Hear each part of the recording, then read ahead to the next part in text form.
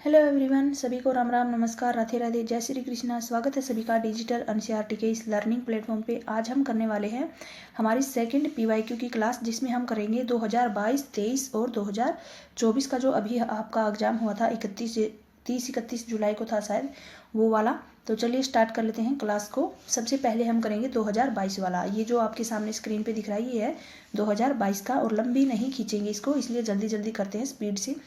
पहला क्वेश्चन क्या दिया गया है कि पेरिस के वास्तुकार कौन थे। पहला क्वेश्चन क्या पूछा है, पेरिस के वास्तुकार कौन थे। आंसर क्या हो जाएगा, बेरोन हॉसमान। कौन थे, बेरोन हॉसमान। इन्होंने जो है शहरी नवीकरणीय कार्यक्रम को जो है प्रस्तुत किया था। किन के काल में किया था इन्होंने, नेपोलियन तृतीय के अधीन। नेपोलियन तृतीय के अधीन में इन्होंने जो है इस परियोजना में शहर का प्राचीन जो रूप था ना, उसको चेंज करके आधुनिक रूप दिया था, जिसमें चौड़ी गलियां, पार्क और इमारतें थी वो एक समान थी। तो इसी वजह से इनके विचारों की वजह से इनको पेरिस का वास्तुकार माना जाता है। तो कौन थे, बेरोन हॉसमान। बेरोन हॉसमान। अगला है 92, क्वेश्चन नंबर 92। इसमें है मिलान करना है आपको। पहली सूची में दिए गए हैं भारतीय राष्ट्रीय कांग्रेस के अध्यक्ष के नाम दिए गए हैं। सेकंड सूची में है भारतीय राष्ट्रीय कांग्रेस के सदर, कौन से साल में कौन सा किसका जो है उस टाइम पे किसका शासन था, या फिर कौन जो है उस टाइम पे अध्यक्ष था कांग्रेस का इस साल में। तो पहला है अंबिका चरण मजूमदार। पहला क्या है, अंबिका चरण मजूमदार 1916 में थी। कभी थी ये, 1916 में। मिलान पहले से किया गया है। यहाँ पर बस साइड में इतना लिख लो, ये आप 1916 में थी। लखनऊ स्तर, लखनऊ स्तर। सेकंड है दादा भाई नारोजी, ये थे 1906 में कलकत्ता स्तर। यहाँ पर लिख लो कलकत्ता स्तर।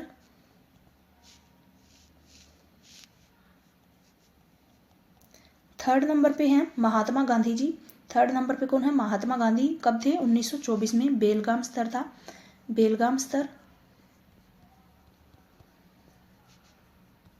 और फोर्थ नंबर पे कौन है, श्रीमती सरोजनी नायडू। कब थी, 1925 में थी, 1925 में। और ये कहाँ से थी, ये थी कानपुर सतर। यहाँ पे लिख लो कानपुर सतर, कानपुर। अगला क्वेश्चन है, तो इसमें क्या हो जाएगा, आंसर हो जाएगा हमारा 3। पहले से ही टिक किया गया है आंसर। पहले का हो जाएगा अंबिका चरण मजूमदार, कहाँ से, लखनऊ स्तर में, 1916 में। पहले का। सेकंड हो जाएगा बी का हो जाएगा दादा भाई नारोजी 1906 में, यानी कि फोर्थ हो गया। सी का 1 हो जाएगा महात्मा गांधी 1924 में बेलगाम स्तर से। और ये श्रीमती सरोजनी नायडू जो कि इसका 3 हो जाएगा, डी का 1925 में कानपुर से। अगला क्वेश्चन क्या कह रहा है, यहाँ पे ये आपके सामने एक क्या दिया गया है, सूत्र दिया गया है, और इसका अर्थ बताना है आपको क्या है। सी का अर्थ, यानी कि ये है सी और नीचे दिया गया है वाई। सी का मतलब होता है, वाई का मतलब होता है आय में परिवर्तन, और सी का मतलब होता है उपभोग, यानी कि जिसको हम बोलते हैं कंज्यूम। सी का मतलब होता है कंज्यूम, उपभोग, और वाई को हम दर्शाते हैं आय से। वाई से हम क्या दर्शाते हैं, आय। और सी से मतलब होता है उपभोग, कंज्यूम करना या उपभोग करना। तो उपभोग यहाँ लिख लो आप। ये किसको दर्शाता है, ये जो सूत्र दिया गया है आपके सामने किस चीज़ को दर्शा रहा है, तो ये दर्शा रहा है एमपीसी। एमपीसी का मतलब होता है कि ये marginal propensity of to consume को दर्शा रहा है। मार्जिनल प्रोपेंसिटी ऑफ, नहीं, हाँ, टू कंज्यूम, यानी इस हिंदी में याद कर लो आप, इंग्लिश में मेरे को भी ऐसे ही कंफ्यूज करता है ये। यहाँ पर लिख रही हूँ मैं, उपभोग की सीमांत प्रवृत्ति, उपभोग की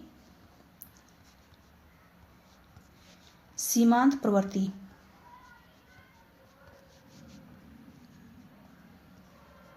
किसको दर्शाता है ये, उपभोग की सीमांत प्रवृत्ति को दर्शाता है। एपीसी की पूछ लिया आपको, एपीसी क्या दर्शा रहा है, कि एपीसी किस चीज़ को दर्शा रहा है, तो एपीसी आएगा, यानी कि एपीसी का सूत्र पूछ लिया आपसे, तो यहाँ पे लिखना आप, एपीसी का सूत्र क्या आ जाएगा, C/Y।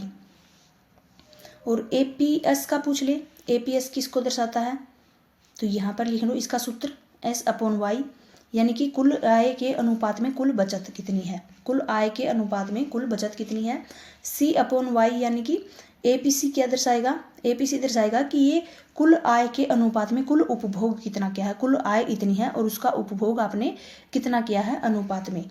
फिर है एमपीएस। एमपीएस किस चीज़ को दर्शाता है, एमपीएस का सूत्र हो जाएगा S/Y।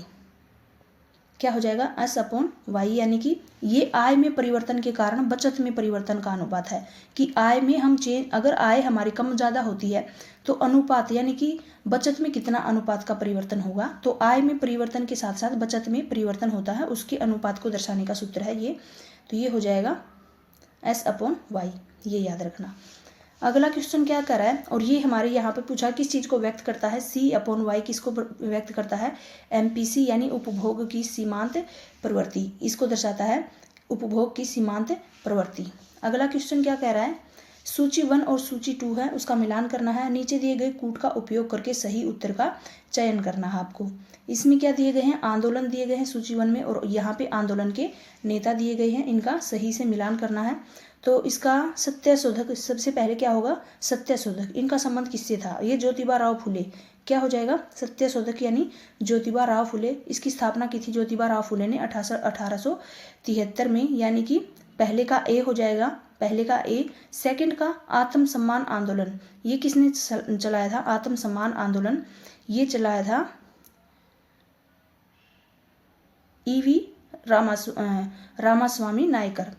सेकंड का बी हो जाएगा, पहले का ए का ए हो जाएगा, बी का सेकंड हो जाएगा। फिर है third Rajahmundry social reform association, तो ये स्टार्ट किया था वीरेशलिंगम पंतुलू ने, यानी कि सी का थर्ड हो जाएगा। और सेम डी का नामधारी यानी कि राम सिंह, कौन थे, राम सिंह, तो इसका हो जाएगा ये आंदोलन बालक सिंह या द्वारा शुरू किया गया था, किसके द्वारा, बालक सिंह के द्वारा। बाद में जारी किसने रखा था, राम सिंह ने। इसका सही आंसर क्या हो जाएगा, पहला ए का 1, बी का 2 हो जाएगा, सी का 3 और डी का 4। ये स्टार्ट किया था बालक सिंह ने, और जो कंटिन्यू किया था इसको राम सिंह ने।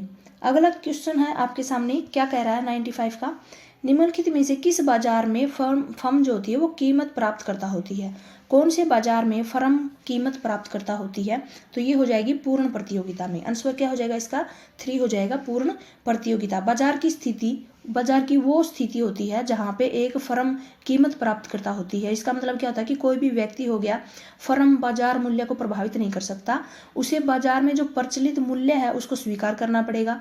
और ये किस लिए होता है, क्योंकि इस बाजार में बड़ी संख्या में खरीदार होते हैं, खरीदने वाले बहुत होते हैं, और विक्रेता होते हैं वो भी बहुत होते हैं। तो सभी फर्मों के द्वारा उत्पादित उत्पाद जो होते हैं वो एक समान होते हैं, इसीलिए वजह से बाजार में फर्म कीमत प्राप्त करता होती है, वो पूर्ण प्रतियोगिता होती है। वहाँ पे सभी के बेचने वाले भी बहुत हैं और खरीदने वाले भी बहुत हैं, इसको बोलते हैं परफेक्ट कंपटीशन, पूर्ण प्रतियोगिता।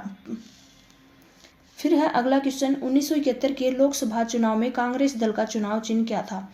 1971 में जो लोकसभा चुनाव हुए थे उस टाइम पे गाय बछड़ा का चुनाव चिन्ह था, क्या था, गाय बछड़ा। इंदिरा गांधी के नेतृत्व में कांग्रेस दल, जिसको कांग्रेस आर्क यानी कि गाय बछड़ा का चुनाव चिन्ह था, गाय बछड़ा का चिन्ह था। आंसर इसका हो जाएगा गाय बछड़ा।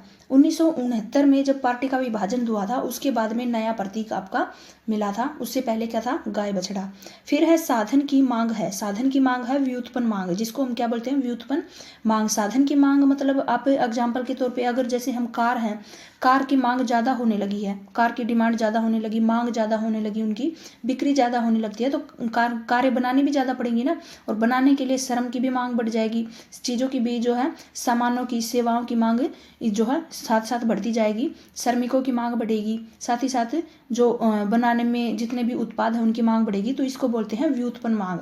साधन की मांग बढ़ेगी तो साथ साथ क्या होगी, व्युत्पन्न मांग बढ़ेगी, यानी कि उस कारक से उत्पादन में मदद करने वाले जो अंतिम सामान होते हैं, सेवाएं होती है ना, उनकी भी साथ साथ मांग बढ़ती है, जिसको हम बोलते हैं व्युत्पन्न मांग।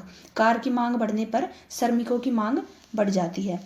अगला है, एक समोत्पाद वक्र के सभी संयोजक दर्शाते हैं। सम उत्पाद वक्र के संयोजक क्या दर्शाते हैं, सम उत्पाद वक्र के संयोजक दर्शाते हैं उत्पादन के समान स्तर को, उत्पादन के समान स्तर को, दो इनपुट के उन सभी संयोजकों को दर्शाता है जो उत्पादन का समान स्तर, सेम लेवल ऑफ आउटपुट प्रदान करते हैं। तो किसको दर्शाता है, उत्पादन का समान स्तर को। इसका सही आंसर क्या हो जाएगा, उत्पादन का समान स्तर सेकंड हो जाएगा।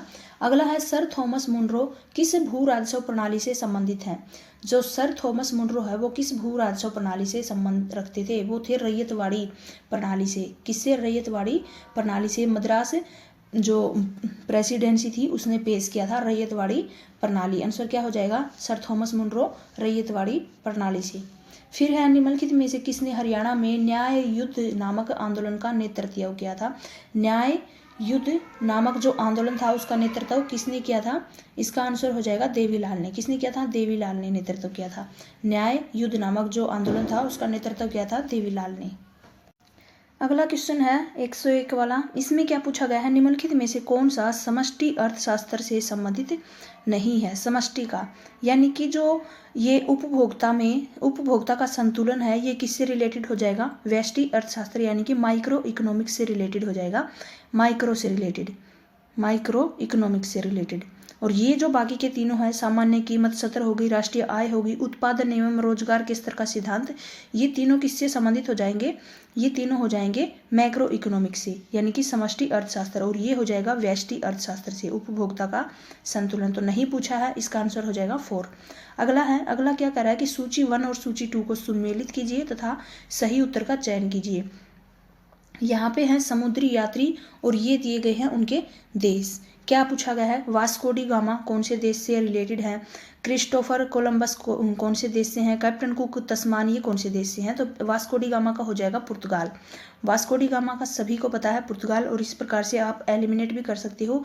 ए का बी सिर्फ सेकंड में ही दिया गया है, कहीं पर भी नहीं मिलेगा, तो इसका आंसर हो जाएगा सेकंड। वास्को डी गामा पुर्तगाल से। क्रिस्टोफर कोलंबस हो जाएंगे हमारे स्पेन से। कहाँ से? स्पेन से।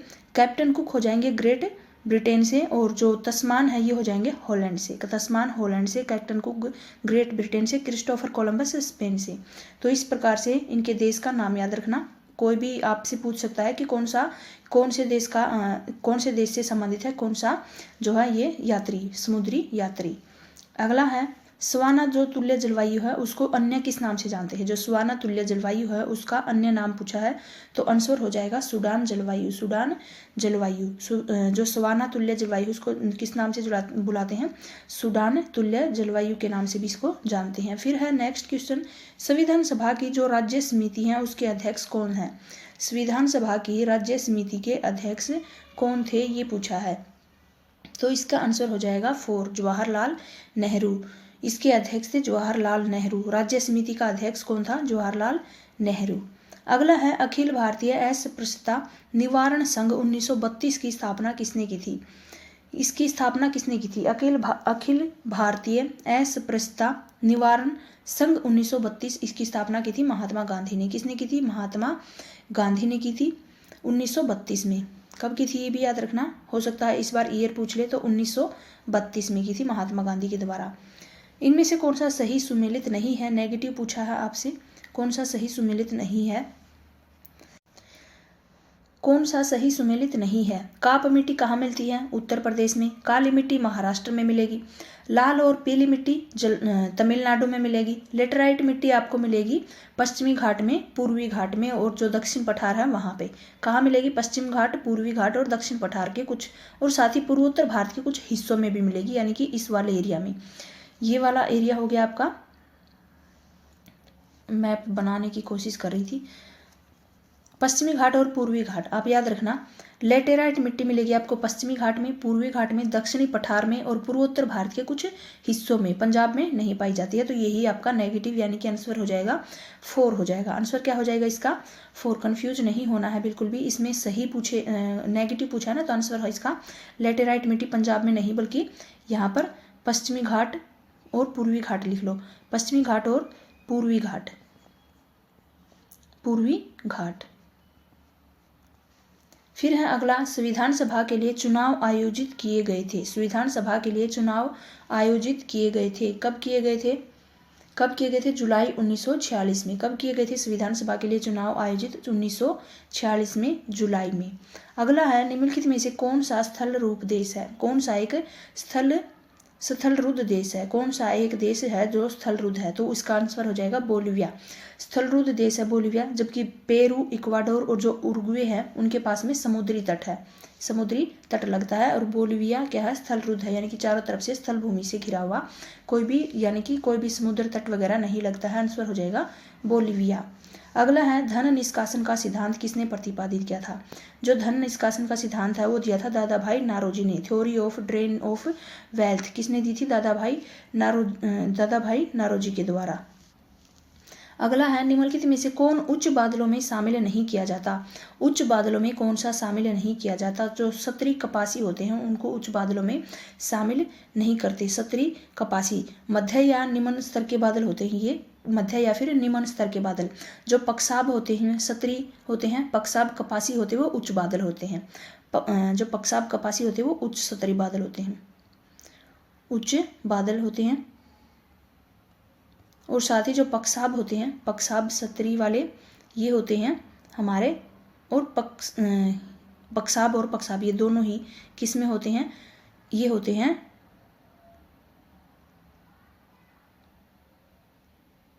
ये सारे ही उच्च बादल होते हैं, तीनों ही उच्च में आ जाएंगे। ये हो जाएंगे निम्न वाले, सतरी कपासी निम्न वाले हो जाएंगे, या फिर मध्य वाले, मध्य या निम्न स्तर के। और ये तीनों ही हो जाएंगे उच्च कपासी। तीनों कौन से हो जाएंगे, उच्च कपासी पूछ ले तो पक्षाब सतरी या पक्षाब कपासी उच्च बादल हो जाएंगे। अगला है लोक प्रहरी बनाम भारत संघ 2018 वाद किससे संबंधित है। लोक प्रहरी बनाम भारत संघवाद किससे संबंधित है, तो ये संबंधित हो जाएगा निर्वाचन सुधारों से। किससे रिलेटेड है, निर्वाचन सुधारों से। 2018 वाले निर्वाचन सुधारों से संबंधित है। विशेष रूप से जब चुनाव लड़ने वाले उम्मीदवारों के द्वारा संपत्ति या फिर जो आपराधिक रिकॉर्ड का खुलासा करने से रिलेटेड है। किससे, अपराध के जो रिकॉर्ड थे उनका खुलासा करने से, और जो है अपनी संपत्ति या आपराधिक रिकॉर्ड का खुलासा करने से। तो ये निर्वाचन सुधारों से रिलेटेड हो जाएगा। अगला है 1928 में भारत के लिए संविधान की रूपरेखा तैयार करने वाले नेहरू समिति में कितने सदस्य थे। सदस्य थे 11। कितने सदस्य थे, 11 सदस्य थे। नेहरू समिति में कितने सदस्य थे, रूपरेखा तैयार की थी भारतीय संविधान की 1928 में नेहरू समिति थी, उसमें कितने सदस्य थे, 11 हो जाएंगे। अगला है अधिकतम सामाजिक लाभ का सिद्धांत प्रतिपादित किया था। किसने किया था, एच डॉल्टन ने। एच डॉल्टन ने अधिकतम सामाजिक लाभ का सिद्धांत किसने प्रतिपादित किया था, एच डॉल्टन ने प्रतिपादित किया था। आंसर इसका 4 हो जाएगा। 114 का है एटलस पर्वत का विस्तार अफ्रीका महाद्वीप के किस देश में नहीं है। जो एटलस पर्वत है उसका विस्तार अफ्रीका में कौन से महाद्वीप में नहीं है, ये पूछा गया है। तो सही आंसर हो जाएगा मोजाम्बिक। कहाँ पे नहीं है, मोजाम्बिक में नहीं है, तो सही आंसर हो जाएगा मोजाम्बिक। ये मोरक्को, अल्जीरिया, ट्यूनीसिया में फैली हुई है। उत्तरी अफ्रीका में मोरक्को, अल्जीरिया और ट्यूनीसिया में, याद रखना मोरक्को, अल्जीरिया, ट्यूनीसिया में। कहाँ पे नहीं है, मोजाम्बिक में नहीं है। फिर है अगला निम्नलिखित में से कौन सा सुमेलन सही नहीं है, नहीं पूछा है कौन सा सुमेलन नहीं है, कौन सा सही से नहीं दर्शाया गया है। तो जो हम्बोल्ट धारा है वो गलत हो जाएगी। ये उत्तरी प्रशांत महासागर में दिखाई गई है ये, तो यहाँ पे उत्तरी की जगह दक्षिणी प्रशांत महासागर आएगा। क्या हो जाएगा, दक्षिणी प्रशांत महासागर में। उत्तर की जगह यहाँ पे दक्षिणी होता तो सही हो जाता, तो नहीं पूछा है ना, तो नहीं यही होगा। ब्राजील जो धारा है वो दक्षिणी अटलांटिक महासागर में है। गल्फ स्ट्रीम है वो उत्तरी अटलांटिक महासागर में है। एगुलहास धारा है वो हिंद महासागर में है। और जो ये हो जाएगी हम्बोल्ट धारा, ये हो जाएगी दक्षिणी प्रशांत महासागर में। तो यही आपका आंसर हो जाएगा सेकंड वाला। फिर है क्वेश्चन नंबर 116, जब कुल उपयोगिता घटती है तो सीमांत उपयोगिता क्या होती है। जब कुल उपयोगिता घट जाती है तो सीमांत उपयोगिता ऋणात्मक हो जाएगी। क्या हो जाएगी, ऋणात्मक हो जाएगी, ऋणात्मक होगी। जब कुल उपयोगिता घट जाती है तो जो सीमांत उपयोगिता होती है वो भी क्या हो जाती है, ऋणात्मक हो जाती है। निम्नलिखित में से किस शब्द या शब्दावली का प्रयोग भारतीय संविधान में नहीं किया गया है। कौन से शब्द का उपयोग है जो संविधान में नहीं किया गया है, संविधान की शब्दावली में कौन से शब्द का उपयोग नहीं करते हैं। तो ये हो जाएगा, इसका आंसर हो जाएगा केवल एक और, पहला संघ हो जाएगा और दूसरा अविश्वास प्रस्ताव। इसका आंसर क्या हो जाएगा, इसके आंसर में थोड़ा डाउट है, नहीं किया गया है संघ का, और केवल एक यहाँ पे दिया नहीं है, केवल एक और दो होना चाहिए इसका सही आंसर। संघ और इस अविश्वास जो प्रस्ताव है उसका केवल एक और दो, इसके हिसाब से आंसर होना चाहिए 3 ना कि 1। इस क्वेश्चन में डाउट है थोड़ा सा क्योंकि इसमें संघ दिया गया है कि कौन सा इसमें आंसर नहीं होगा, नहीं पूछा है कि किसका उपयोग नहीं किया गया है। जो संघ है इसका सही आंसर क्या दिखा रहा है कि संघ हो जाएगा, लेकिन संघ जो है आपके आर्टिकल 1 में इसका यूज किया गया है, संघ यानी कि यूनियन के हिसाब से किया गया है। इसमें जो फेडरलिज्म दिया गया है ये गलत हो जाएगा। यहाँ पर अगर यूनियन होता ना तो ये हो जाता कि आंसर नहीं हो जाएगा। अब फेडरलिज्म दिया गया है तो इसको आंसर मान लिया गया है, क्योंकि इसका हिंदी में फेडरलिज्म और जो यूनियन है दोनों का ही सही जो हिंदी अनुवाद हो जाएगा वो संघ हो जाएगा। और यूनियन ऑफ स्टेट जो है वर्ड का यूज किया गया है, तो यूनियन के हिसाब से संघ का यूज भी इसमें दिया गया है संविधान में, तो नहीं पूछा गया है। तो अविश्वास प्रस्ताव कहीं पर भी नहीं है। वैसे इसका आंसर होना चाहिए केवल 2, केवल 2 होना चाहिए, ना कि केवल 1, केवल 2 होना चाहिए। अविश्वास प्रस्ताव का यूज कहीं पर भी नहीं किया गया संविधान में। तो सही आंसर वैसे तो इसका सही ये होना चाहिए। वैसे आप सर्च करके भी कहीं पर भी इसको देख सकते हो और आंसर इसका जरूर बताना किसी को मिल जाए तो। मैंने बहुत इसको ढूंढ लिया है, वैसे मिला नहीं मेरे को, कहीं कन्फ्यूजन रहा है थोड़ा थोड़ा, कहीं अलग से दिया गया है और कहीं पर अलग से इसका आंसर दिखा रहा है। अगला क्वेश्चन कर लेते हैं इसको छोड़ करके। ब्रेटन वुड्स सम्मेलन में किस अंतर्राष्ट्रीय संगठन की स्थापना की गई थी? जो ब्रेटन वुड्स सम्मेलन है उसमें किस अंतर्राष्ट्रीय संगठन की स्थापना की गई थी? उसमें की गई थी, इसमें की गई थी IMF की। आंसर क्या हो जाएगा इसका? 3 हो जाएगा। IMF अंतर्राष्ट्रीय मुद्रा कोष की जो है स्थापना की गई थी ब्रेटन वुड्स सम्मेलन में। अगला हो जाएगा भारत की संसद में मनोनीत सदस्यों की कुल संख्या कितनी हो सकती है? जो भारत में मनोनीत सदस्य हैं इनकी कुल संख्या 14 हो सकती है। 12 राज्यसभा में कला विज्ञान आदि से रिलेटेड और पहले 2 लोकसभा में जो एंग्लो इंडियन समुदाय थे उनको जो अभी समाप्त कर दिया गया है। तो पहले तो 14 थी लेकिन अब इनकी संख्या कितनी मानी गई है? 12 मांगी गई है। उन 2 को हटा दिया गया है। तो कितनी हो जाएगी इसका सही आंसर? राज्यसभा में 12 हो जाएगी। कितनी हो जाएगी? 12 हो जाएगी। यहाँ पे संसद में मनोनीत माने हैं तो इसका आंसर में भी थोड़ा सा डाउट है, क्योंकि 14 अगर हम करते हैं ना, संसद में कुल मनोनीत सदस्य इसमें पूछे गए हैं तो 14 हो जाएगी।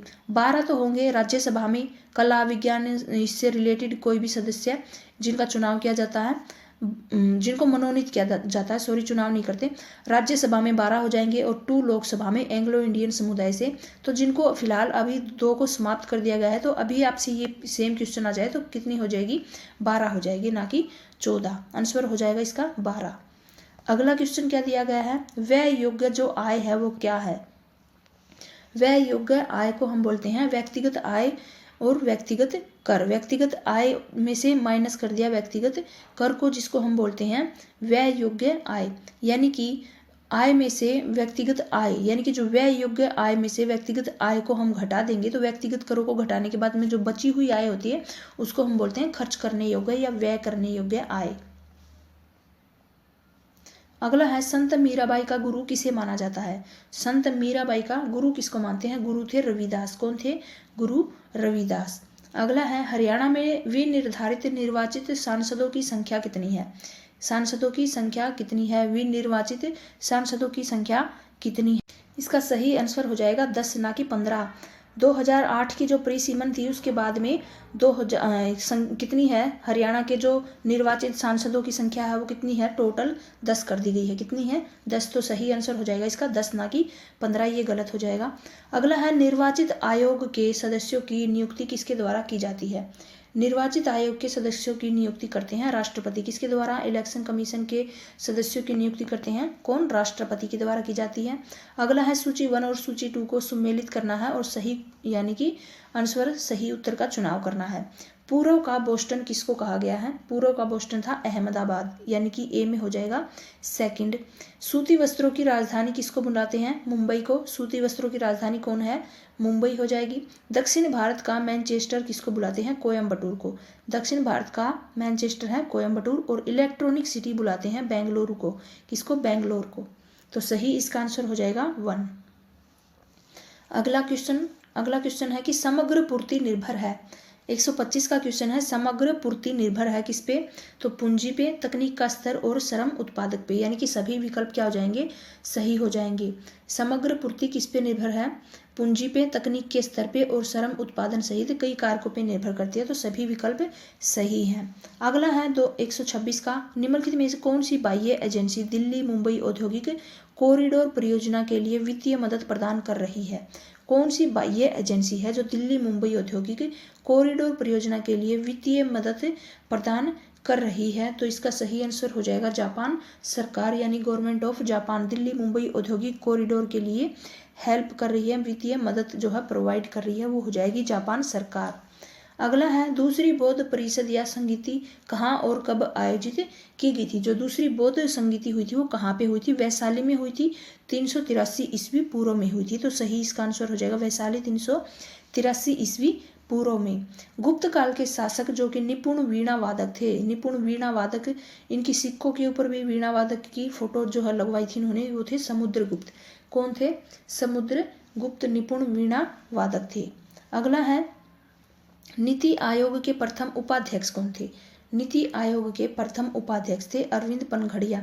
कौन थे, अरविंद पनघड़िया। वाइस चेयरमैन कौन थे, जो है वो थे अरविंद पनघड़िया नीति आयोग के। अगला हो जाएगा राष्ट्रीय मानव अधिकार आयोग से संबंधित कथनों में से कौन सा एक कथन असत्य है या गलत है। कौन सा गलत है ये पूछा है, तो इसमें आयोग में एक अध्यक्ष एवं 6 सदस्य होते हैं, यही वाला गलत हो जाएगा। पहला क्या हो जाएगा, गलत हो जाएगा।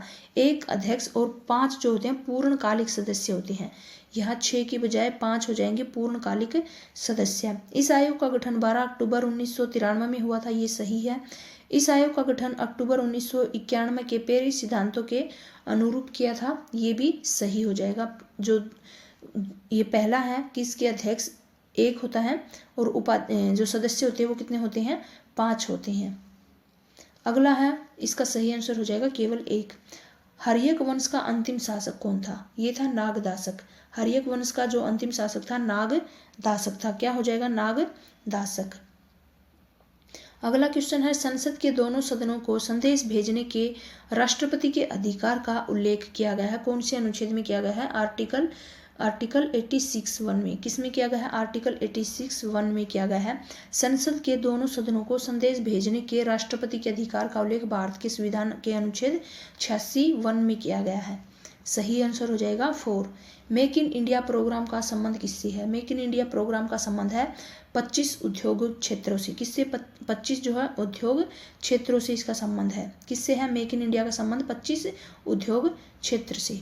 अगला है माल्थस के अनुसार जनसंख्या बढ़ती है गुणोत्तर दर में। किसमें बढ़ती है, गुणोत्तर दर में। माल्थस ने क्या माना है कि जनसंख्या वृद्धि दर होती है वो गुणोत्तर होती है, जबकि जो खाद्य आपूर्ति होती है वो अंक गणितीय दर से बढ़ती है। किससे, अंक गणितीय दर से। खाद्य आपूर्ति किससे बढ़ती है, अंक गणितीय दर से। और जो जनसंख्या वृद्धि है वो गुणोत्तर दर से बढ़ती है। तो सही इसका आंसर क्या हो जाएगा, 1 हो जाएगा। अगला है कोपेन द्वारा जो जलवायु वर्गीकरण में मध्य गंगा की घाटी की जलवायु को किसके द्वारा दर्शाया गया था, CWG। जी का मतलब ही होता है गंगा का मैदान। किसके द्वारा दर्शाया गया था, मानसूनी प्रकार की शुष्क सर्दी किसके द्वारा दर्शाई गई थी, ये जो है CWG के द्वारा। अगला है भारतीय संविधान का कौन सा अनुच्छेद द मैक्सिम नेमो डिबेट विश्व वैक्जरी सिद्धांत से संबंधित है। भारतीय संविधान का कौन सा अनुच्छेद है जो कि द मैक्सिम नेमो डेबिट विश्व वैक्सरी से संबंधित है, तो ये हो जाएगा अनुच्छेद 20 का भाग 2। अनुच्छेद 20 किसी भी व्यक्ति पर एक ही अपराध के लिए एक से अधिक बार मुकदमा या दंड है हम उसको नहीं दे सकते।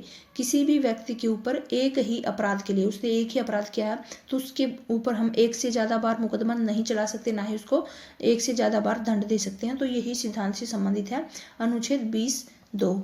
फिर है लोकसभा के सदस्यों की कुल संख्या के कितने प्रतिशत तक संघीय मंत्री परिषद की सदस्य संख्या हो सकती है, तो ये हो जाएगी 15%।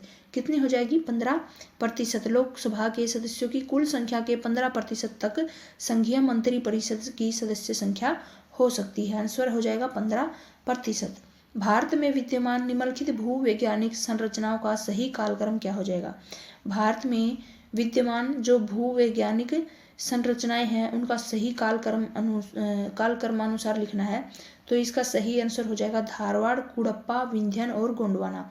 धारवाड़ सबसे पुराना हो जाएगा, फिर कुडप्पा, उसके बाद में विंध्यन और फिर गोंडवाना सबसे नया हो जाएगा।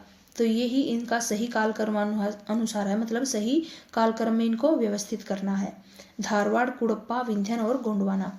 अगला है तालीकोट को जो युद्ध है, तालीकोट का युद्ध 1565 में हुआ था, विजयनगर साम्राज्य एवं किसके मध्य में हुआ था, ये पूछा है।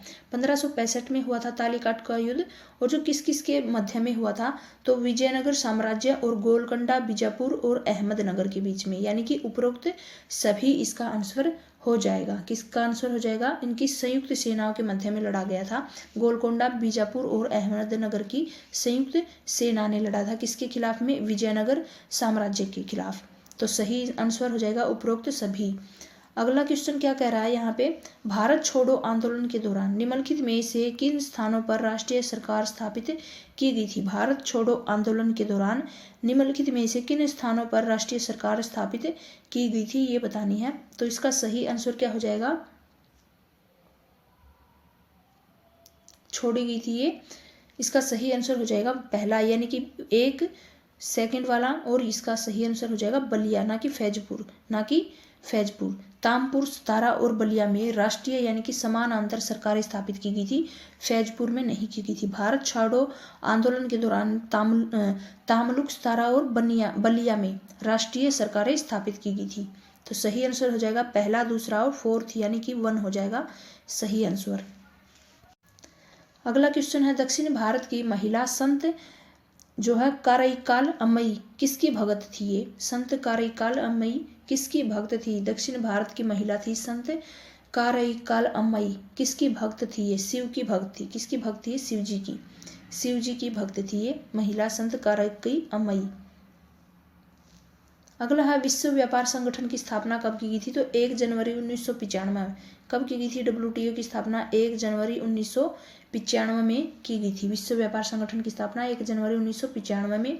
फिर है अगला, जर्मनी में मापक इकाई एले का उपयोग किसे मापने के लिए करते हैं। जर्मनी में जो मापक इकाई है एले, नाम है एले, और वस्त्र को मापने यानी कि वस्त्रों का उपयोग किसके लिए किया जाता है, एले का उपयोग वस्त्र को मापने के लिए किया जाता है। किसको, वस्त्र को मापने के लिए। अगला है, नीचे दिए गए विकल्पों में से सही उत्तर चुनना है। तो इसका सही आंसर यानी कि जो टिहरी बांध है वो टोंस नदी पे है, भाखड़ा बांध भागीरथी पे है, लाखड़ बांध व्यास नदी पे, ये तीनों ही क्या हो जाएंगे, गलत हो जाएंगे। कृष्णा नदी पे ये जो श्रीशैलम बांध है ये किस पे हो जाएगा, कृष्णा नदी पे। तो सही आंसर तो यही होगा।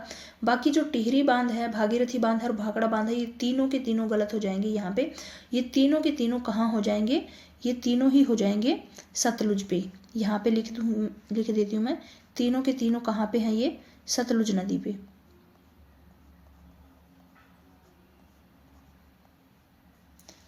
तो श्रीशैलम बांध कृष्णा नदी पे, ये भी सही है। और बाकी टिहरी बांध, भाखड़ा बांध और लखवाड़ बांध कहाँ पे है, सतलुज पे। अगला है, निम्नलिखित पर्वत शिखरों की जो ऊंचाई है उनके घटते क्रम के सही क्रम अनुसार लिखने हैं। घटते क्रम में लिखनी है, सबसे पहले ऊंचा कौन सा है, फिर उससे कम, फिर उससे कम। तो सबसे जो है शिखरों की घटते क्रम, तो इसमें हो जाएगी सबसे पहले K2 आएगा, K2 यानी कि सबसे पहले K2 आएगा, फिर होगा हमारा कंचनजंगा, सेकंड नंबर पे कंचनजंगा, फर्स्ट पे K2 हो गया, फिर कंचनजंगा हो गया, फिर नंगा पर्वत हो गया, और उसके बाद में नंदा देवी हो गया। तो सही आंसर हो जाएगा इसका B का 1, यानी कि B A C और D, यही सही आंसर है इसका। सेकंड वाला ही आंसर क्या हो जाएगा इसका, सही होगा। फिर है नेक्स्ट क्वेश्चन, काशीराम के नेतृत्व में बहुजन समाज पार्टी का गठन कब किया गया था। कब किया गया था, 1984 में। कब किया गया था, BSP पार्टी का गठन 1984 में किया गया था। और किसके नेतृत्व में, काशीराम के नेतृत्व में, ये भी याद रखना, 1984 में काशीराम के नेतृत्व में। अगला है, निम्नलिखित यानी कि कोयला क्षेत्रों में से कौन से क्षेत्र दामोदर घाटी में अवस्थित है। नीचे दिए गए कूट से सही उत्तरों को आपको चुनना है। झरिया, रानीगंज, सिंगरौली और सोहागपुर। तो कौन सा जो क्षेत्र है वो दामोदर घाटी से में अवस्थित है, कौन सा क्षेत्र है यहाँ में से जो कि दामोदर घाटी में है। तो पहला झरिया हो गया और सेकंड रानीगंज, दोनों ही कहाँ पे हैं, झरिया और रानीगंज दामोदर घाटी में, दामोदर घाटी में है। अगला है, सही इसका आंसर हो जाएगा A और B। स्वतंत्र भारत के प्रथम वित्त मंत्री कौन थे। स्वतंत्र भारत के प्रथम वित्त मंत्री थे RKS Chetty, RKS Chetty, RKS Chetty, या फिर आपका पूछ ले तो RK सन्मुख चेट्टी। क्या थे, सन्मुखम चेट्टी, इनका पूरा नाम था। वित्त मंत्री प्रथम स्वतंत्र भारत के प्रथम वित्त मंत्री थे R.K. शनमुखम चेट्टी। अगला है भारत में ज्वार शक्ति उत्पादन में अग्रणी तटीय क्षेत्र कौन सा है? तो खंबात की खाड़ी हो जाएगा। क्या होगा? खंबात की खाड़ी भारत में ज्वार शक्ति उत्पादन में अग्रणी तटीय क्षेत्र है खंबात की खाड़ी। अगला है निम्नलिखित में से कौन सा सही सुमेलित नहीं है, मीन्स नेगेटिव आपसे पूछा है, कौन सा सही नहीं है?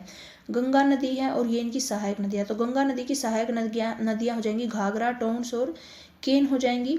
सेकंड वाला हो जाएगा हमारा चंबल, तो इसकी सहायक नदी बनास, काली सिंध और श्रीप्पा हो जाएगी। दामोदर घाटी की हो जाएंगी आपकी रिहंद, तुंगभद्रा, मांजरा, ये गलत हो जाएगा, यानी कि यही हमारा आंसर हो जाएगा। नेगेटिव पूछा है, कौन सा सही सुमेलित नहीं है, यही पूछा है। दामोदर की सहायक नदियां बराकर और कोनार हैं। क्या हो जाएंगी? दामोदर की बराकर और कोनार। रिहंद सोन की हो जाएगी, रिहंद किसकी हो जाएगी?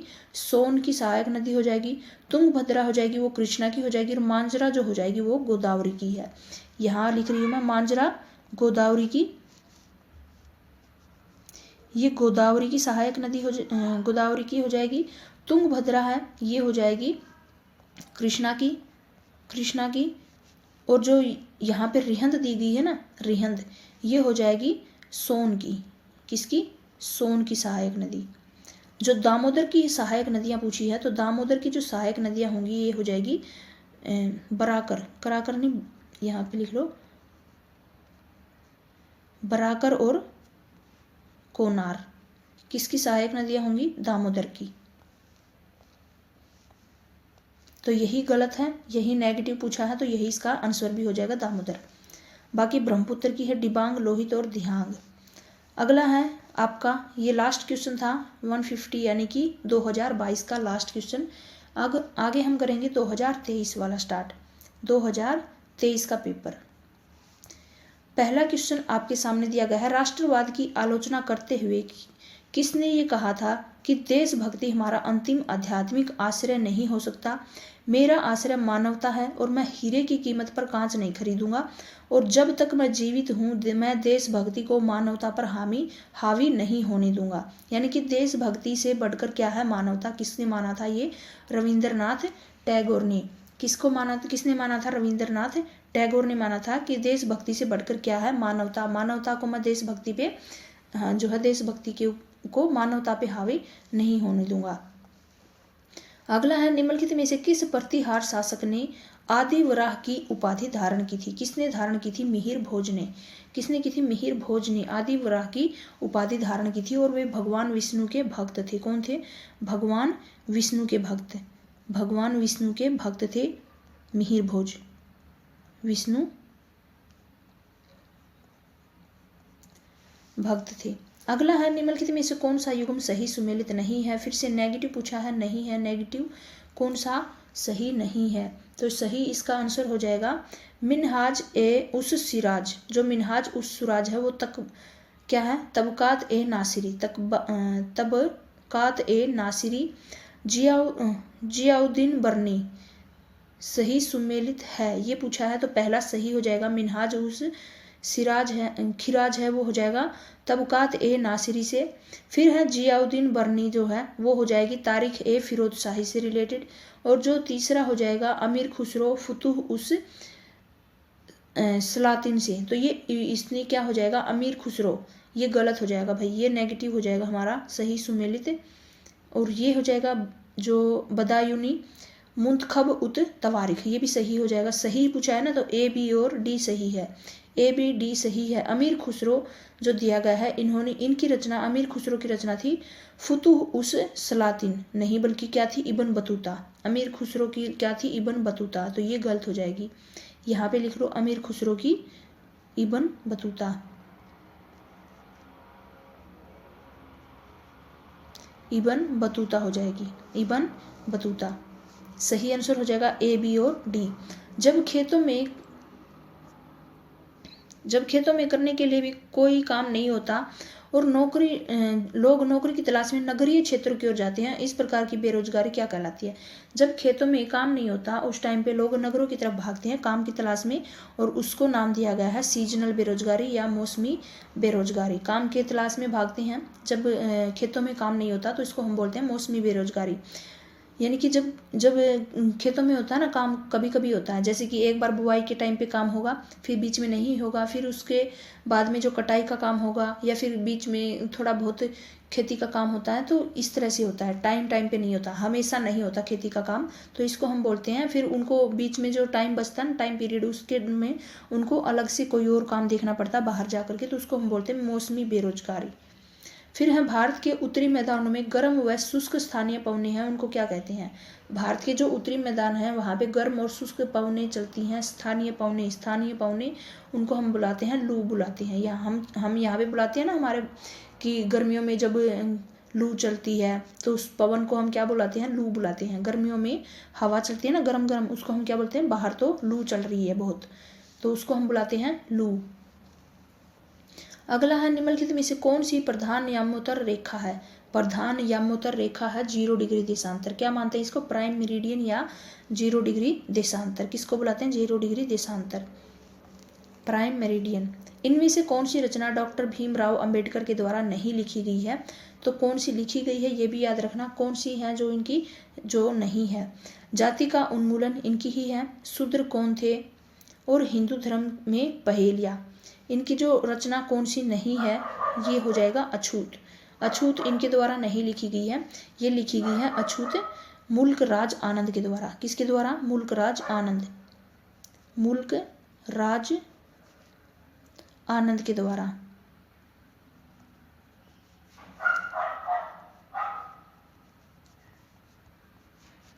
और बाकी की जो है शूद्र कौन थे, हिंदू धर्म में पहेलियाँ और जाति का उन्मूलन, ये तीनों किसकी थी? भीमराव अंबेडकर की। अछूत समझ के ये मत सोचना कि जो भीमराव अंबेडकर थे उन्होंने जाति के लेकर के, अछूत चीज़ों को लेकर के बहुत सी चीज़ें उन्होंने की थी, तो ये मत सोचना कि अछूत उनकी होगी। अछूत थी आनंद द्वारा, मुल्कराज आनंद के द्वारा लिखे गया उपन्यास था। फिर क्या है अगला क्वेश्चन, किसने स्वतंत्रता को कानूनों की चुप्पी के रूप में वर्णित किया? स्वतंत्रता को कानून की चुप्पी के रूप में वर्णित किया था वो थे थॉमस होब्स ने। थॉमस होब्स ने सही आंसर हो जाएगा इसका। थॉमस होब्स कानूनों की चुप्पी के रूप में इन्होंने जो है वर्णित किया था किसको? स्वतंत्रता को, थॉमस होब्स ने। अगला क्वेश्चन है, पूर्ण चंद्रमा रात्रि को क्या नाम दिया गया है? पूर्ण जो चंद होगा उस रात को हम क्या बुलाते हैं? पूर्णिमा बुलाते हैं। क्या बुलाते हैं? पूर्णिमा, हम बुलाते हैं उसको पूर्णिमा। अगला है, निम्नलिखित में से कौन सा युग्म सही सुमेलित नहीं है, मीन्स नेगेटिव है? कौन सा नेगेटिव है इनमें से? ये विभाग हैं और ये इनके संस्थापक है। दीवाने ए अर्ज का संस्थापक इल्तुतमिश, दीवाने मुस्तखराज का अलाउद्दीन खिलजी, दीवाने कोही का मोहम्मद बिन तुगलक, और दीवाने खैरात का फिरोज शाह तुगलक। तो पहला है दीवान ए अर्ज, इसका इल्तुतमिश नहीं हो जाएगा, इसका हो जाएगा बलबन। इल्तुतमिश की जगह इसका लिख लो बलबन, इसका हो जाएगा बलबन। बलबन सही आंसर हो जाएगा, और नेगेटिव पूछा है तो यही इसका आंसर हो जाएगा। उसके बाद में ये याद रखना, दीवान ए जो मुस्तखराज थे इसके संस्थापक हैं अलाउद्दीन खिलजी, दीवान ए कोही के हैं मोहम्मद बिन तुगलक, और दीवान ए खैरात के फिरोज शाह तुगलक। अगला क्वेश्चन है 101 का, निम्नलिखित में से कौन प्रतिनिधित्व के सिद्धांत के संदर्भ में सही है? कौन सा जो है प्रतिनिधित्व के सिद्धांत के संदर्भ में सही है ये बताया है। पहला क्या कह रहा है कि कैरेक्टरिस्टिक प्रतिनिधित्व सिद्धांत विश्वास करता है कि केवल वे लोग ही जो किसी विशेष समूह से आते हैं वास्तव में उनके हितों को स्पष्ट कर सकते हैं। सेकंड है, मेरिट सिद्धांत का विश्वास है कि सरकारी सत्ता का प्रयोग करने वालों के लिए लोकप्रिय मार्गदर्शन होना चाहिए। और कौन सा संदर्भ जो है सही दिया गया है, तो दोनों ही सही होंगे इसके, पहला और दूसरा दोनों ही।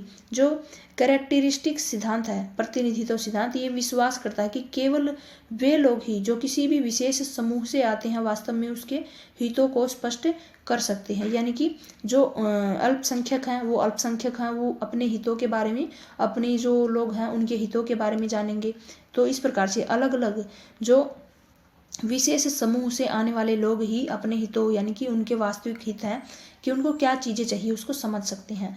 मेरिट सिद्धांत का विश्वास है कि सरकारी सत्ता का प्रयोग करने वालों के लिए लोकप्रिय मार्गदर्शन होना चाहिए, उनके लिए सही मार्गदर्शन होना चाहिए। मेरिट सिद्धांत का मानना है, तो दोनों ही बातें सही हैं। फिर है अगला, कौन सा युग्म सही नहीं है, यानी कौन सा इनमें से नेगेटिव है ये बताना है। अशोक निग्रो हो गया, मेनेंडर नागसेन हो गया। अशोक निग्रोध हो गया, यानी कि अशोक ने निग्रोध से बौद्ध धर्म की शिक्षा ली थी, तो ये सही हो जाएगा। निग्रोध से क्या की थी, बौद्ध धर्म की शिक्षा ली थी। मेनेंडर हो गया नागसेन मेनेंडर, इन्होंने जो है नागसेन ने मिलिंद पन्हों में मेनेंडर के प्रश्नों का उत्तर दिया था, तो ये भी नागसेन से रिलेटेड हो गया। फिर हो जाएगा कनिष्क क्या हो जाएगा, महाकश्यप। कनिष्क क्या हो जाएगा, महाकश्यप से नहीं था कनिष्क का संबंध। तो जो हर्ष है वो ह्वेनसांग, यानी कि जो चीनी यात्री ह्वेनसांग है वो हर्ष के शासनकाल में आया था, तो ये भी सही हो जाएगा। नेगेटिव पूछा है, महाकश्यप से रिलेटेड नहीं था कनिष्क, तो यही जो है गलत हो जाएगा, यानी इसका सही आंसर हो जाएगा कनिष्क। और सही सुमेलित पूछा है तो ए बी डी, अच्छा सही पूछा है ना, तो ए बी और डी सही हो जाएंगे, सी जो हो जाएगा वो गलत हो जाएगा।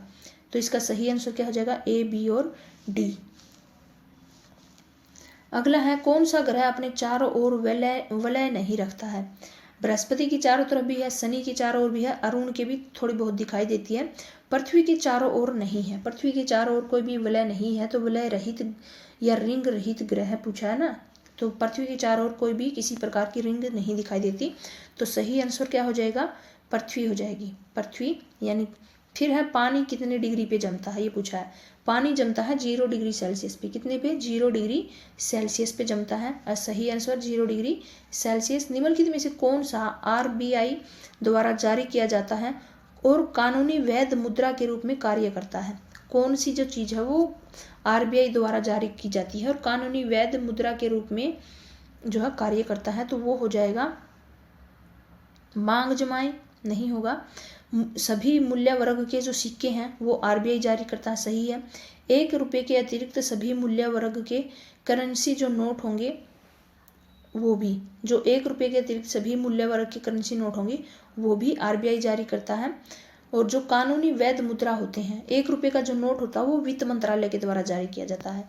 जो 1 रुपये का नोट होता है तो वो किसके द्वारा जारी किया जाता है, वो वित्त मंत्रालय के द्वारा। यहाँ पे लिख लो, 1 रुपये का नोट किसके द्वारा जारी किया जाता है, वित्त मंत्रालय द्वारा। बाकी के RBI द्वारा। 1 रुपये के अतिरिक्त सारे नोट और सिक्के किसके द्वारा, RBI के द्वारा। तो 2 B और C सही हो गया। D है 1 रुपये का करेंसी नोट, अच्छा लिखा हुआ भी था यहाँ पे, 1 रुपये का नोट हो जाएगा वित्त मंत्रालय द्वारा, तो ये भी गलत हो जाएगा। सही इसका आंसर हो जाएगा B और C सही है, वित्त मंत्रालय, वित्त मंत्रालय। तो सही इसका आंसर हो जाएगा, केवल C नहीं होगा भाई, इसका सभी मूल्य वर्ग के सिक्के भी सही होगा, तो इसका सही आंसर होना चाहिए B और C। B और C भी होना चाहिए इसका, लेकिन इसमें सभी मूल्य वर्ग के सिक्के मान लिए इसने, 1 रुपये के अतिरिक्त, अच्छा तो इसमें केवल आंसर C ही होना चाहिए। सभी मूल्य वर्ग के सिक्के भी होते हैं, उसमें 1 रुपये का सिक्का भी तो आ गया ना, तो इसमें B भी कट जाएगा। सही आंसर ये सही है, यहाँ पे सही दिया गया, केवल C सही होगा, C सही हो जाएगा। अगला क्वेश्चन जो है वो ओके, इसमें इसका जो डाउट है वो क्लियर हो गया है। इसका सही आंसर हो जाएगा केवल B एवं C, सही इसका आंसर होना चाहिए B और C, ना कि केवल C। इसमें क्या दिया है, सभी मूल्य वर्ग के सिक्के में 1 रुपये का भी सिक्का आता है, तो ये सारे RBI के द्वारा जारी किए जाते हैं।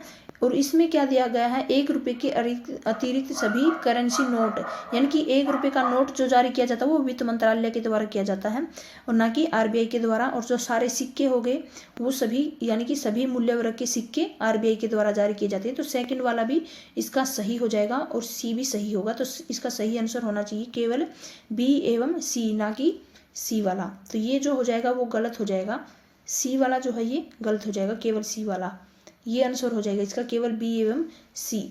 अगला हम करते हैं, निम्नलिखित में से किस राज्य में सिंधु घाटी सभ्यता का स्थल जूनी कुरान जो है कुरन अवस्थित है। किस सिंधु घाटी स्थल में, किस राज्य में अवस्थित है जूनीकरण, तो ये गुजरात में होगा। कहाँ पे, गुजरात में अवस्थित है, गुजरात में। जूनीकरण कहाँ पे है, गुजरात में सिंधु घाटी स्थल है, याद रखना। अगला है, सूची 1 और सूची 2 का मिलान करना है और सही उत्तर का चयन करना है। तंजौर का बृहदेश्वर गुप्त वंश यानी कि मंदिर जो है वो गुप्त वंश से रिलेटेड है, तो ये हो जाएगा तंजौर से रिलेटेड। किससे हो जाएगा? तंजौर का जो बृहदेश्वर मंदिर हो जाएगा, तो ये वाला तो गलत हो गया। सेकंड है देवगढ़ का दशावतार मंदिर, ये हो जाएगा गुप्त वंश यानी कि राष्ट्रकूट वंश दिया है यहाँ पर, ये हो जाएगा गुप्त वंश से रिलेटेड। अच्छा, मिलान करना है ना, इनका आपस में मिलान करना है, पहले से मिलान नहीं किया गया है, मैं कंफ्यूज हो गई थी, मिलान करना है। तंजौर का बृहदेश्वर मंदिर ये हो जाएगा चोल वंश, किससे रिलेटेड हो जाएगा? यहाँ पे दिया गया है चोल वंश, यानी कि ए का हो जाएगा 3, ए का 3 हो जाएगा। देवगढ़ का दशावतार मंदिर जो है वो गुप्त वंश से रिलेटेड है, गुप्त वंश यानी कि बी का हो जाएगा 1। फिर है एलोरा का कैलाश मंदिर, ये हो जाएगा एलोरा का कैलाश मंदिर, ये राष्ट्रकूट यानी कि इसमें हो जाएगा आपका 2। और खजुराहो का कंदारिया महादेव मंदिर, ये चंदेल वंश से रिलेटेड है, तो इसमें हो जाएगा 4। ए में 3 हो जाएगा, बी में 1 हो जाएगा, सी में हो जाएगा 2 और डी में 4। ये इसका सही आंसर है 3। अगला है भारत में खाद्य सुरक्षा संबंधी कार्यक्रमों को कालक्रम में व्यवस्थित करना है। जो खाद्य सुरक्षा संबंधी कार्यक्रम जो चले थे ना भारत में, उनका सही कालक्रम क्या हो जाएगा ये बताना है। तो पहला इसका सही आंसर यहाँ पे दिया गया है ABCD, और यही सही होगा। इनका जो क्रम है ये लिख लो। पहला है जो लक्षित सार्वजनिक वितरण प्रणाली, इसको हम बोलते हैं TP, जो DS यहाँ पे दिया भी गया है इसको, और कब स्टार्ट किया गया था? 1997 में।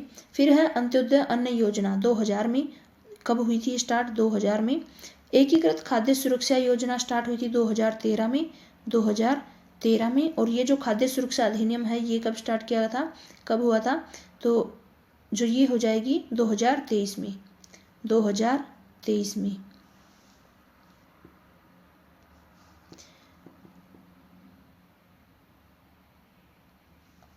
तो इसका सही आंसर ABCD यानी कि 97 में है, फिर 2000, फिर 13 और 23, यानी कि पहले से ही सही क्रम में व्यवस्थित है। सही आंसर हो जाएगा AB और इसका सही आंसर AB और DC हो गया क्या? 1997, 2000, उसके बाद में खाद्य सुरक्षा। अच्छा, इसका तो उल्टा लिखवा दिया मैंने, इसका 2013 हो जाएगा। एकीकृत वाला क्या हो जाएगा? ये 2023 होगा और ये 2013 हो जाएगा, तो यानी कि AB और DC हो जाएगा। फिर है किसने माना था कि संप्रभुता की धारणा को राजनीतिक सिद्धांत से हटा दिया जाना चाहिए? किसने माना था, ये बात किसने कही थी कि जो राजनीतिक सिद्धांत से हटाना चाहिए किसको? संप्रभुता को। तो ये माना था कैब्र ने। किसने? कैब्र ने माना था। संप्रभुता के बहुलवादी सिद्धांत से जुड़े थे ये, कौन? कैब्र, बहुलवादी सिद्धांत से। फिर है लोकतंत्र की आलोचना में किसने कहा था कि उदार या फिर पतला लोकतंत्र राजनीति के बारे में बढ़ती संशय और जो सार्वजनिक संस्थानों की पंगुता में योगदान दे रहा है? किसने बात कही थी कि लोकतंत्र की आलोचना में कि उदार या फिर पतला लोकतंत्र राजनीति के बारे में बढ़ती संशय या सार्वजनिक संस्थाओं की पंगुता में योगदान दे रहा है? इसका सही आंसर हो जाएगा बेंजामिन बार्बर। किसने कहा था ये? बेंजामिन बार्बर ने। कौन सा है जो लेखक पुस्तकें सही संयोजन में नहीं है? कौन सा जो लेखक है उसकी पुस्तक सही संयोजित नहीं की गई है? तो जर्मेन ग्रीक की है, जर्मेन ग्रीक की ये सही है, ये हो गई द फीमेल यूनंच। फिर है सिमोन डी ब्यूवोयर, ये सेक्सुअल पॉलिटिक्स नहीं हो जाएगी, ये हो जाएगी कैट मिलन की। ये किसकी पुस्तक हो जाएगी? कैट मिलन की, ना कि सिमोन डी ब्यूवर की। किसकी हो जाएगी? ये हो जाएगी, यहाँ पे लिख लो कैट मिलन की, अगर पूछ भी ले तो कैट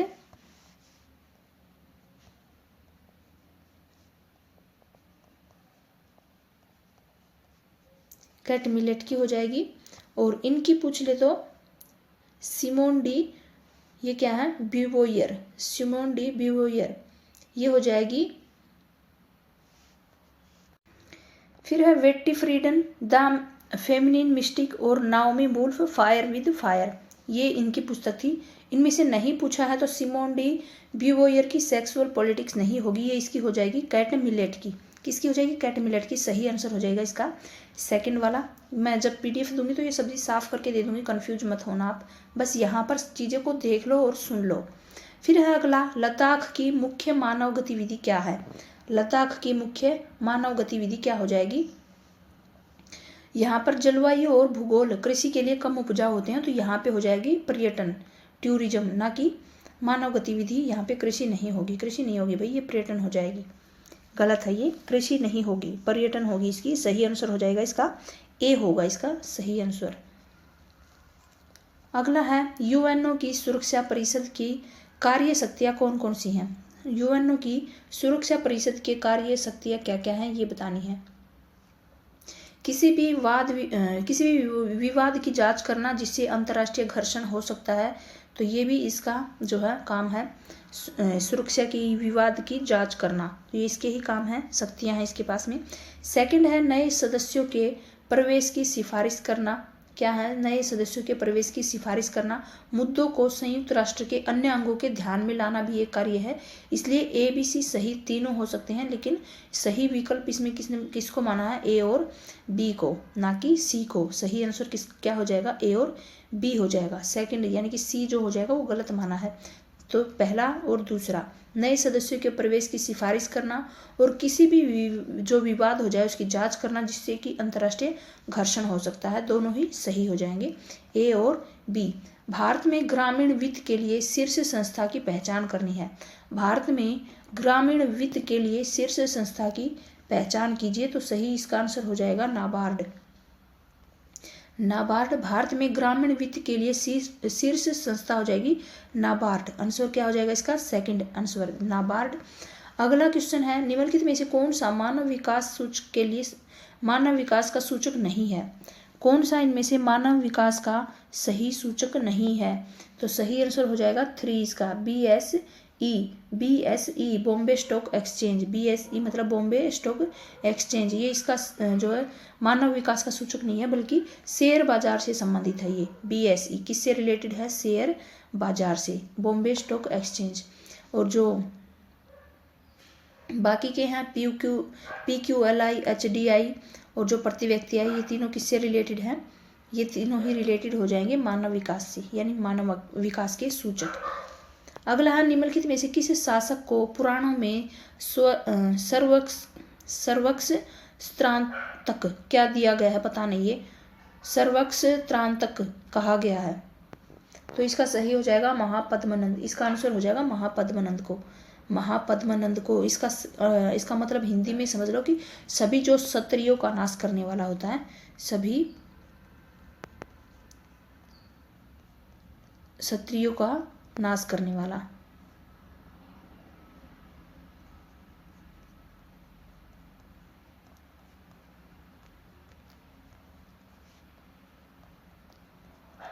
तो किसको कहा गया है, महापद्मनंद को।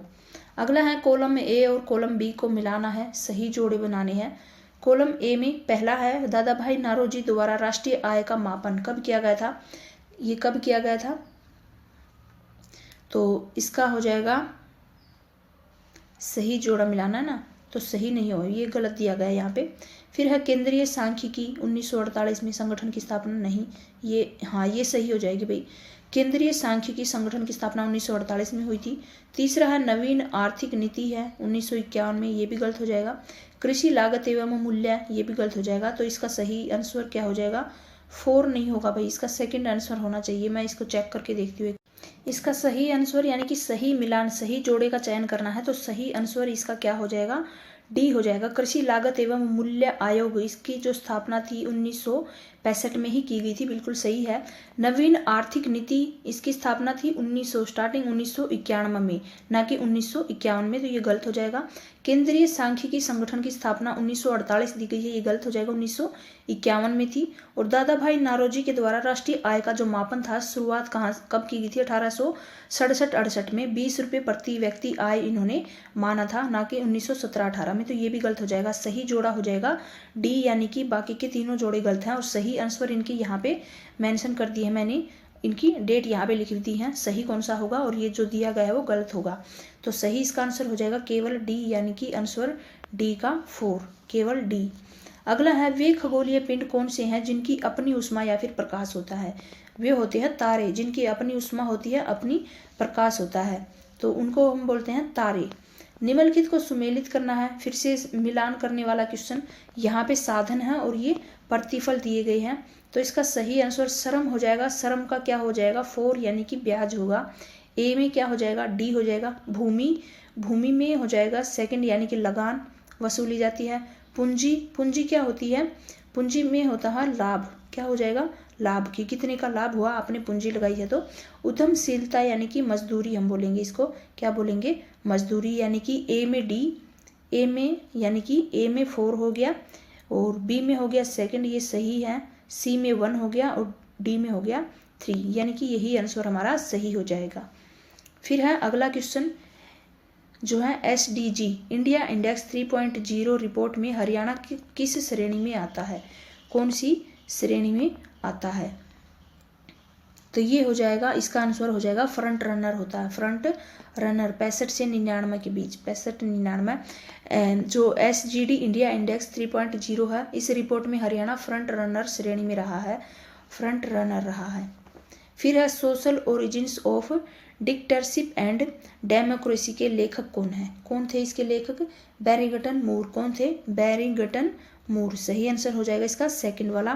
फिर है भारत में सितंबर 2023 में कितने राष्ट्रीयकृत बैंक थे, सितंबर 2023 में भारत में कितने राष्ट्रीयकृत बैंक थे, तो इसका आंसर हो जाएगा 12 हो जाएगा। भारत में कितने राष्ट्रीयकृत बैंक हैं, 12 2023 में, 23 का पूछा है।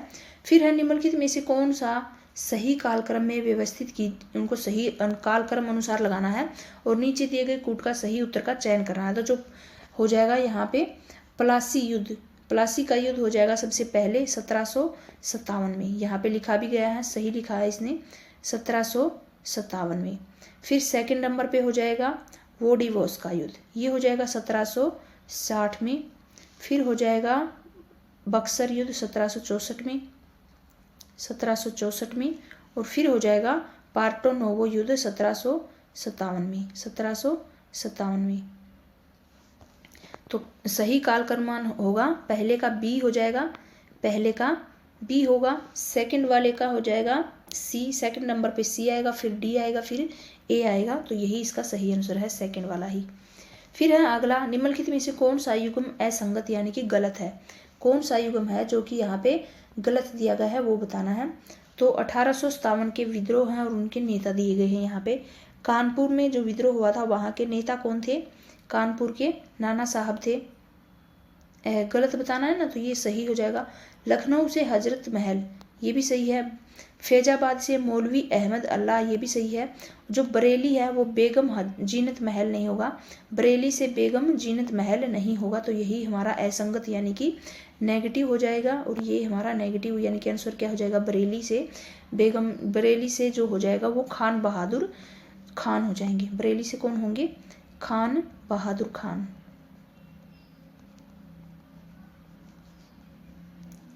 खान बहादुर खान हो जाएंगे। बेगम जो जीनत महल है बहादुर शाह जफर की पत्नी थी, उन्होंने दिल्ली में भूमिका निभाई थी। कहाँ में, दिल्ली में।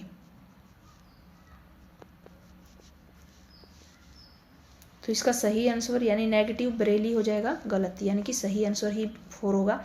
फिर है निम्नलिखित में से किस देश ने 1876 ईस्वी में अंतर्राष्ट्रीय अफ्रीकी संघ की स्थापना की थी, किसने की थी अफ्रीकी संघ की स्थापना, अंतर्राष्ट्रीय अफ्रीकी संघ की स्थापना, बेल्जियम। सही आंसर इसका बेल्जियम होगा, क्या होगा इसका आंसर, बेल्जियम। 1876 में अंतर्राष्ट्रीय अफ्रीकी संघ की स्थापना बेल्जियम देश ने की थी और इसका नेतृत्व राजा लियोपोल्ड द्वितीय ने किया था। किसने नेतृत्व किया था, लियोपोल्ड द्वितीय ने।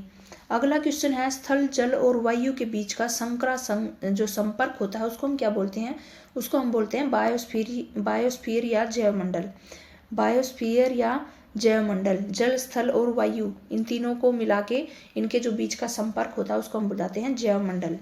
तीनों ही चीजें वहां पाई जाती हैं।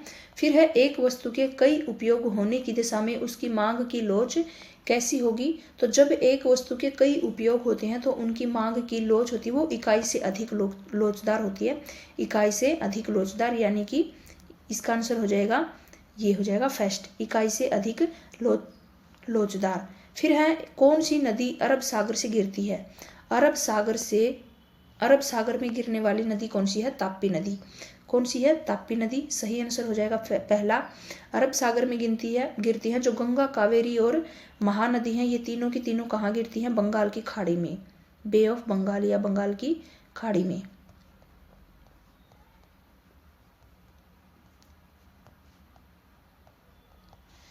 अगला क्वेश्चन है, निम्नलिखित में से कौन 1953 में गठित राज्य पुनर्गठन आयोग का अध्यक्ष या सदस्य नहीं था? कौन सा इनका सदस्य नहीं था? नहीं पूछा है तो ये KM जो मुंशी है ये इसका सही आंसर है। ये इनके अध्यक्ष नहीं थे। बाकी के फजल अली, हृदयनाथ कुंजरू और KM पन्नीकर थे, इनके सदस्य थे। तो सही आंसर क्या पूछा है यहाँ पे?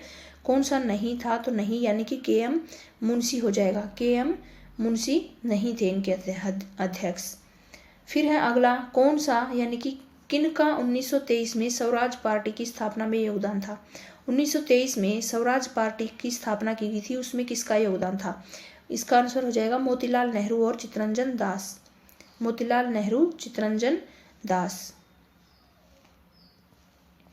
अगला क्वेश्चन है, पर्यावरणवाद के संबंध में कौन सा वाक्य सही नहीं है? कौन सा सही नहीं है? फिर से नेगेटिव या मिलान वाले दो ही तरह के क्वेश्चन पूछते हैं। आर्नेनेस का गहन पारिस्थितिकी जनक माना गया है। पहला क्या है यहाँ पे? जो आर्नेनेस है उसको गहन पारिस्थितिकी का जनक मानते हैं, तो ये तो हो जाएगा सही। नेगेटिव पूछा है ना, तो ये तो सही हो जाएगा। फिर है जो बुरे है ना, मुरे बुकचिन गैया परिकल्पना के आविष्कारक हैं। जो मुरे बुकचिक गैया है ये परिकल्पना के आविष्कारक है, तो ये हो जाएंगे गैया परिकल्पना जेम्स लवलॉक ने दी थी, ना कि मुरे बुकचिक ने। किसने दी थी? गैया परिकल्पना दी थी, यहाँ लिख लो, जेम्स लवलॉक ने।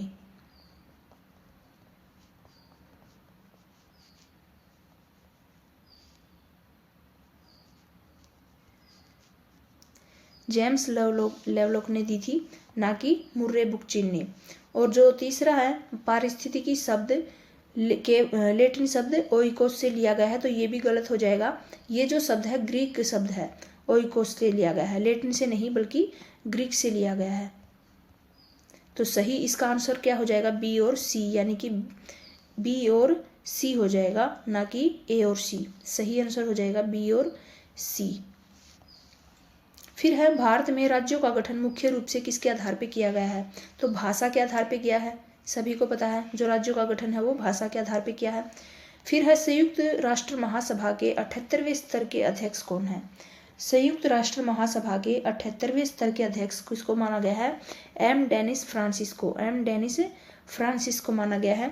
अगला क्वेश्चन है, साख सर्जन के प्रस्तुत उदाहरण में अज्ञात संख्या को ज्ञात करें और सही विकल्प का चयन करना है।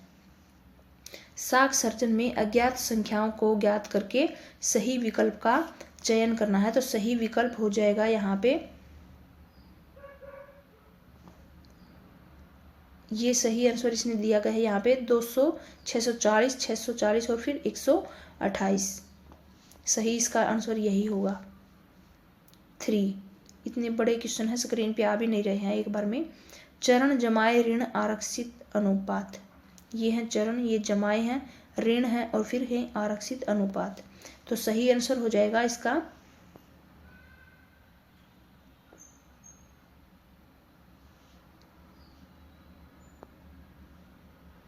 3 ही इसका सही आंसर होगा। फिर है अगला 137 वाला, UNO की स्थापना के मील के पत्थर घटनाओं का सही क्रम कौन सा है? मील के पत्थर घटनाओं का सही क्रम कौन सा है? 137 का है ना, ऊपर हमने ये कर लिया। हाँ, UNO की स्थापना के मील के पत्थर का सही क्रम कौन सा है? इसका सही आंसर हो जाएगा ACB 1901 का अंतर संबंध योजना 1942, फिर हो जाएगा ये 1944 और याल्टा सम्मेलन 1945 में। तो सही सम्मिलित हो जाएगा इनका सही कालक्रम में A पहला हो जाएगा, फिर हो जाएगा C और फिर हो जाएगा B, यानी कि सही इसका आंसर हो जाएगा 3 वाला। फिर है अगला, जागो ग्राहक जागो ध्येय वाक्य के साथ में राष्ट्रीय उपभोक्ता हेल्पलाइन NCH नंबर क्या है? इसका NCH जागो ग्राहक जागो, इसका NCH नंबर क्या है? उपभोक्ता हेल्पलाइन जो नंबर है उसका सही नंबर पूछा है, तो इसका पहला आंसर सही हो जाएगा। NCH नंबर क्या है, पहला ही सही होगा, ना कि 1915। तो इसका सही आंसर यानी कि अगर अभी आपसे पूछ लेना ये इसकी जगह, तो इसकी जगह अभी आपसे, क्योंकि समय के अनुसार ये नंबर जो है चेंज होते रहते हैं, तो 1811 और फिर डैश करके 4000, ये फिलहाल का सही आंसर हो जाएगा। अभी का आपसे अगर पूछ ले, तो अगर अभी आपका एग्जाम में पूछा जाए तो उस टाइम का ये सही है, और 1915 तो है ही, दोनों ही ये आंसर सही हो जाएंगे वैसे तो आपको अगर ये इन दोनों में से कोई भी एक आता है 1915 या इसमें से, तो वो आप कर सकते हैं। अगर दोनों में से कोई दोनों ही आ जाते हैं तो फिर आप 1915 करके आओगे। क्या करके आओगे, 1915। तो दोनों ही चीज़ें क्या हो जाएंगी, इसमें सही आंसर दोनों हो जाएंगे, ये वाला भी 1915 वाला भी और ये वाला भी। फिर है वितरण मानचित्र के निम्न में से कौन सी एक गुणात्मक विधि नहीं है, कौन सी गुणात्मक विधि नहीं है, ये आपको बताना है। तो गुणात्मक विधि नहीं होगी मतलब कोरोप्लेथ विधि है। जो कोरोप्लेथ विधि है वो गुणात्मक नहीं होती, बल्कि मात्रात्मक डेटा दर्शाती है, ये मात्रात्मक डेटा, ना कि गुणात्मक। तो इसका आंसर हो जाएगा कोरोप्लेथ विधि। फिर है नेक्स्ट, किसे गठबंधनात्मक राष्ट्रपतिवाद का उदाहरण माना जाता है, तो इसका आंसर हो जाएगा ब्राजील को। किसको, ब्राजील को माना जाता है। फिर है कौन सी गैस वैश्विक तापमान में वृद्धि का कारण बनती है, तो ये हो जाएगी CO2, कार्बन डाइऑक्साइड। वैश्विक तापमान में वृद्धि का मुख्य कारण क्या हो जाएगी, CO2। किस देश में कोहेबिटेशन शब्द का प्रयोग विभाजित सरकार की व्यवस्था को परिभाषित करने के लिए किया जाता है। किस देश में कोहेबिटेशन शब्द का प्रयोग विभाजित सरकार की व्यवस्था को परिभाषित करने के लिए करते हैं, तो इसका सही आंसर हो जाएगा फ्रांस में। कहाँ पे, फ्रांस में किया जाता है। इसको विभाजित सरकार के संदर्भ में उपयोग करते हैं, किसको, कोहेबिटेशन को।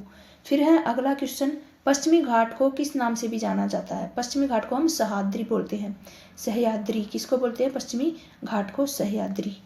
फिर है अगला क्वेश्चन, निम्नलिखित में से कौन सा पर्व हम्पी में अत्यंत महत्वपूर्ण माना जाता है, वो होता है महानवमी। हम्पी में किसको इम्पोर्टेंट मानते हैं, महानवमी को। हम्पी में महानवमी त्योहार को महत्वपूर्ण माना जाता है, महत्व दिया जाता है। फिर है 145, निम्नलिखित में से कौन सा तटस्थता वक्र यानी कि IC के निर्माण का आधार होता है, तो इसका सही आंसर हो जाएगा उपभोक्ता के अधिमान का पैमाना। उपभोक्ता के अधिमान का पैमाना यानी कि तटस्थता वक्र उपभोक्ता के अधिमान के पैमाने पर आधारित होता है। किस पे आधारित होता है, अधिमान के पैमाना उपभोक्ता के अधिमान पैमाने पे। अगला है चंगेज खां निम्नलिखित में से किस मंगोल वंश से संबंधित था। कौन से मंगोल वंश से संबंधित था, बोरजिगिद से। बोरजिगिद से चंगेज खान बोरजिगिद वंश से संबंधित था।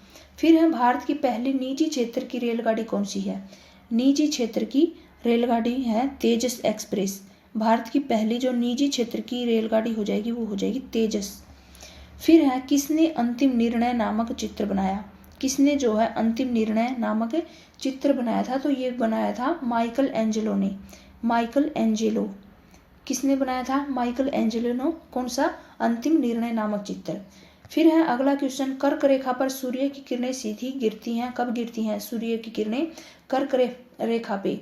तो सूर्य की किरणें सीधी गिरती हैं 21 जून को कर्क रेखा पे। कब गिरती हैं, 21 जून को।